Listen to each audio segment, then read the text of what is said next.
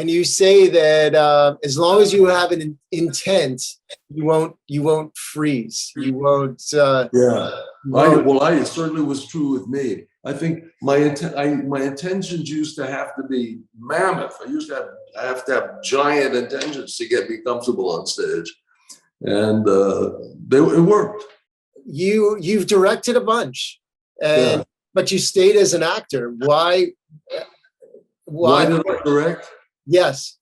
But it was an accident. Like most of the things I've done in my life, it's been an accident. Yeah. I started directing because I was a few friends of mine from Second City were in a play. A couple of years after Second City, I'd already done a couple of movies, and they said, "Would you help us out? The play is terrible. There's something seriously wrong. When you come and look at it." So I came and looked at it and said, "Would you take it over?" I said, "I don't know anything about directing. I can't direct." She said, "Well, you can't do any worse than the guy who's doing it." So I didn't even want my name attached because I didn't feel like so I gave myself a pseudonym and I took over the directing of the play, and I didn't know I had any leadership abilities whatsoever. I didn't know I could answer any of their questions.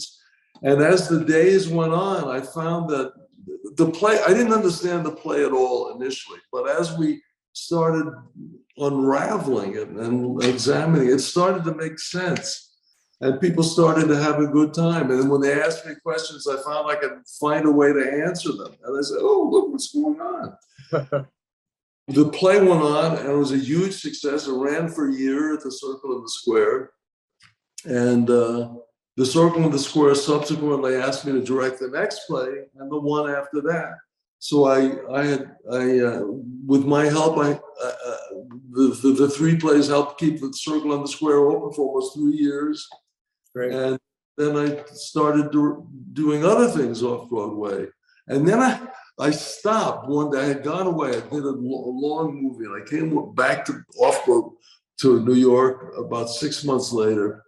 And I found a play I wanted to direct. I went to a producer, and they said, "Who's the star?" They said, "Who's the stars?" I said, "What?" I said, "This is off Broadway." He said, "Yeah, well, things have changed. We need stars now." I said, "Well, that's the end of that." I didn't, because up until that, it was like almost like a knife edge of when that changed off Broadway. Wow. And up until that point, everything was experimental and fun and wonderful actors, but not necessarily stars. I subsequently directed a play on Broadway with 2 stars, but which, thank God, went really, really well. But I guess there's a part of me that's always been kind of a maverick and an experimenter. I've tried to be anyway. And not enjoying the intense commercial aspects of it. Like when we were in Second City, one of the things that was just so wonderful to me, and I'm sure to the other actors as well, was we got very, very successful relatively quickly in Chicago. We had a university crowd and a smart crowd.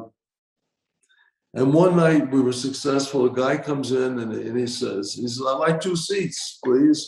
My name is, what the hell was his name? It was David Merrick. Was he the big producer in New York?" I think so, yeah. My name is David Merrick. He said, "I'd like 2 seats. He says, "I'm sorry, we don't have any seats. We're sold up." He says, I don't think you heard me. My name is David Merrick." They said, "Oh, in that case, we'll give you 2 tickets. You can stand in the back if you like." And I said, "Yeah, that was my kind of group." If you're directing Broadway and you did a show that had a lot of success, I would imagine that opened other doors. No, it didn't open anything. Really? Yeah. Really? Was it because you weren't looking in that direction or pushing on the doors, or just the way life was? I don't have any idea. It was a Neil Simon play, so I guess everybody attributed, Oh, sure. If you get successful enough, everything gets sucked into your wake. Right. Right. So they felt I guess they felt he was responsible for the acting and the directing and the costume. Right. I don't know. You mentioned at the beginning that that meditation helped you find your center. I'm using those words. No, not in the beginning. That didn't happen until after I gotten successful in film. And I realized a couple of years into film, I realized that I had a good career, but I didn't have a clue as to who I was or what I was about off stage. And I felt like I was smart enough or sensitive enough or something to recognize that's not a good life. That I had to have something besides being on stage, rehearsing, and going to a coffee shop afterwards and talking about the friggin' performance. When I talk to groups of actors, I say, look, I don't know what a career is, but I'll tell you what it's not. It's not calling your agents 5 times a day. It's not reading the trades all day long every day. It's not talking about last night's performances until 3 o'clock in the morning at a coffee shop. Those are the things that acting is not. That if you're not going to, it goes back to the idea of feeding something and something other than your own ego. It goes fine. You got to get a life. Nobody wants to hear that particularly until they don't have a life. And then they maybe a little bit want to hear it. But no, I've talked to actors sometimes that I love who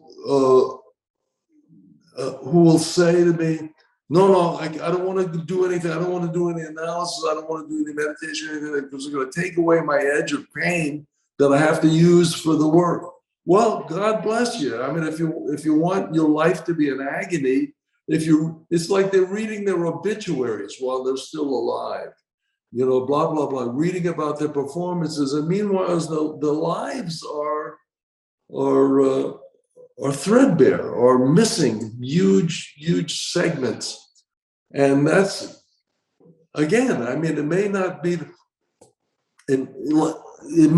the thing that makes you riveting. Like if you're in a waiting room and there's 6 sane people there, one raving lunatic, who are you going to look at?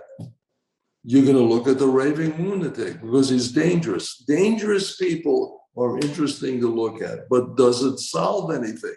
Does it heal anything? Does it give you a sense of peace and order and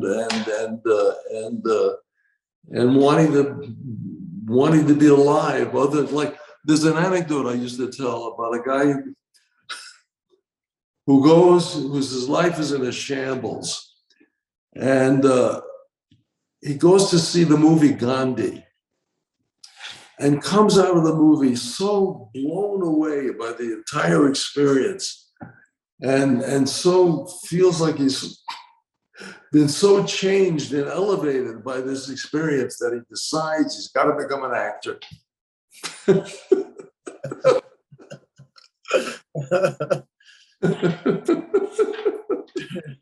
It's not.